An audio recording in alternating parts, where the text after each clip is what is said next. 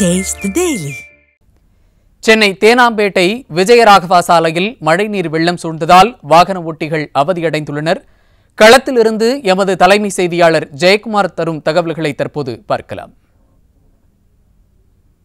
ஜெயக்குமார் வணக்கம். அங்க நிலைமை எப்படி இருக்கு? விவரங்கள்.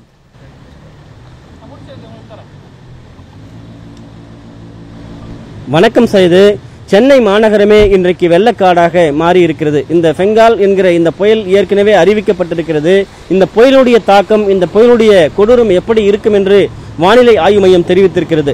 இது கரையை குறிப்பாக மகாபலிபுரம், காரைக்கால், அதாவது பாண்டிச்சேரிக்கு அருகே கரையை கடக்கும் என்று தெரிவிக்கப்பட்டிருக்கிறது. மகாபலிபுரத்திற்கு அருகே 50 கிலோமீட்டர் தொலைவில் இந்த புயலானது தற்போது இருப்பதாக தெரிவிக்கப்பட்டிருக்கிறது. ஏறக்குறைய 7 கிலோமீட்டர் வேகத்தில் நகர்ந்து கொண்டிருக்கிறது. சென்னைக்கு ஏறக்குறைய 75 80 கிலோமீட்டர் தூரத்தில் இந்த புயல் இருக்கிறது. இது கரையை கடக்கிற பொழுது காற்றினுடைய வேகம் 90 கிலோமீட்டர் அளவிற்கு வீசக்கூடும் என்று வானிலை ஆய்வு மையம் தெரிவித்திருக்கிறது. அந்த அளவிற்கு காற்று வீசுகிற பொழுது இதனுடைய தாக்கம் அதிகமாக இருக்கும், மழையினுடைய அளவு அதிகமாக இருக்கும் என்று கூறப்பட்டிருக்கிறது. மதியம் 2:30 மணியிலிருந்து மழை இல்லை. ஆனால் சென்னை மாநகரம் முழுவதுமாக வெள்ளக்காடாக இருக்கிறது. 5160 கோடி ரூபாய் இந்த மழைநீர் வடிகால் பணிகளுக்காக செலவழித்தார்களே, என்ன ஆனது என்று மக்கள் பொங்கி தவிக்கிறார்கள். ஒவ்வொருவரும் தாங்கள் வைத்திருக்கக்கூடிய வாகனங்களை இந்த மழைநீரிலே பரிதவிக்கு அளவிற்கு நின்றுவிட்டு அவர்கள் இயக்க முடியாமல் அந்த வாகனங்களை தள்ளி செல்லுகிற அந்த காட்சியை பார்க்கிற பொழுது, அதாவது கல் நெஞ்சையும் கரைய வைக்கக்கூடிய காட்சியாகவே இருக்கிறது. மிகப்பெரிய ஒரு துயரமாக இருக்கிறது. இந்த பகுதியில் ஒரு சொகுசு காரில் வந்து கொண்டிருந்தார்கள் இங்கே இருக்கக்கூடிய நண்பர்கள். குறிப்பாக இந்த பகுதியிலே அந்த நண்பர்கள் வருகிற பொழுது அந்த காரானது நின்றுவிட்டது. அந்த காரை இயக்க முடியாமல் அவர்கள் ஓரமாக தள்ளி விட்டு தற்போது நம்மோடு இணைகிறார்கள். சார், எங்கேருந்து வரீங்க? உங்கள் பேர் என்ன? என்ன ஆச்சு? எப்படி ஃபீல் பண்ணுறீங்க இந்த துயரத்தை? பேர் காசி. நாங்கள் இப்போ அடையார்லேருந்து வரோம். அடையார்லேருந்து வீட்டுக்கு போகிறோம் டி நகருக்கு. இங்கே இருக்கும்போது இங்கே ஸ்டாம் ட்ரெயின் தோண்டிகிட்டே இருந்தாங்க. ஆனால் 6000 கோடி நீங்கள் சொல்கிற மாதிரி. ஆனால் ஒன்றும் ஸ்டாம் ட்ரெயின் ஆகிற மாதிரியே தெரியல. தண்ணி அங்கே அப்படியே ஒரு 3 அடிக்கு நிற்கிறனால கார் அப்படியே நின்றுச்சு. அதனால் நாங்கள் 4 பேரும் சேர்ந்து தான் தள்ளிட்டு வந்தோம். அதனால் தெரியல என்ன பண்ணாங்கன்னு இந்த காசு வச்சுட்டு. அது என்னன்னா இங்கே ஒரு தண்ணி எடுக்கிறதா ஒரு லாரி வந்துட்டு நின்றுட்டுருக்கு. ஆனால் தண்ணி எடுக்கிற மாதிரியே தெரியல. இப்போ என்ன ஒரு 7 மணி ஆயிடுச்சு. இப்போ இந்த துயரத்திற்கு நீங்கள் தள்ளப்பட்டிருக்கீங்க. காரோடு வந்து நீங்கள் காரை இப்போ நிறுத்திட்டு சாலையில் ஒரு நிற்கதியாக நிற்க வேண்டிய சூழ்நிலைக்கு தள்ளப்பட்டிருக்கீங்க. இந்த மாதிரியான சுச்சுவேஷன் நீங்கள் எப்படி ஃபீல் பண்ணுறீங்க? நாங்கள் 4 பேரும் இப்போ வீட்டுக்கு போகணும். வீட்டுக்கு இப்போ போகணும். கரண்ட்டும் இல்லை. வைஃப் வெயிட் பண்ணிட்டு இருக்காங்க. எலக்ட்ரிசிட்டி இல்லை, கரண்ட் இல்லை. பாதி நேரம் இருந்தால் நார்மலாக தான் இருந்துச்சு. தண்ணி திடீர்னு கூடிருச்சு. அதனால் தெரியல.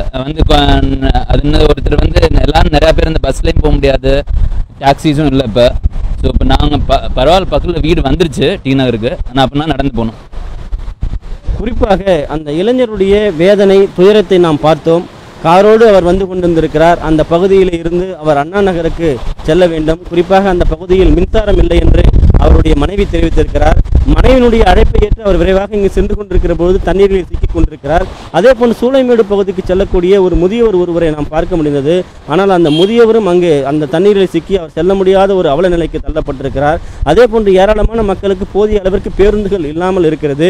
பேருந்துகள் இல்லாத காரணத்தினால் அவர்கள் அந்த பேருந்துகள் ஏற முடியாமலும், குறிப்பாக அந்த பேருந்துகளுடைய கதவுகள் திறக்கப்படாதனால் அவர்கள் ஏற முடியாத ஒரு சூழ்நிலைக்கு தள்ளுவதாகும். இதுபோன்ற மழைக்காலங்களிலே அந்த கண்ணாடிகளை திறந்து வருகிற பயணிகளை ஏற்றிச் செல்ல வேண்டும் என்கிற ஒரு கோரிக்கையை முன்வைக்கிறார்கள். குறிப்பாக இந்த மழைநீர் வடிகால் பணிகள் என்பது முற்றிலுமாக தோல்வி அடைந்திருக்கிறது, தோல்வியை தழுவியிருக்கிறது. மிகப்பெரிய அளவில் நாங்கள் கண்ணீர் சிந்திக் கொண்டிருக்கிறோம். நாம் நிற்கக்கூடிய தேனாம்பேட்டை, குறிப்பாக திமுகவுடைய அலுவலகம் எதிரே வரக்கூடிய அந்த சாலை தான் விஜயராகவா சாலை, நாயர் சாலை. இந்த சாலைகளே இந்த லட்சணத்தில் இருப்பதாக மக்கள் வேதனையோடு, துயரத்தோடு தங்களுடைய வேதனையை வெளிப்படுத்தி இருக்கிறார்கள்.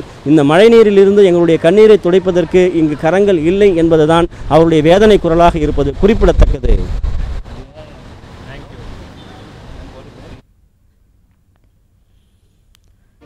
சென்னை தேனாம்பேட்டை விஜயராகவா சாலையில் மழைநீர் வெள்ளம் சூழ்ந்ததால் வாகன ஓட்டிகள் கடும் அவதியடைந்துள்ளனர்.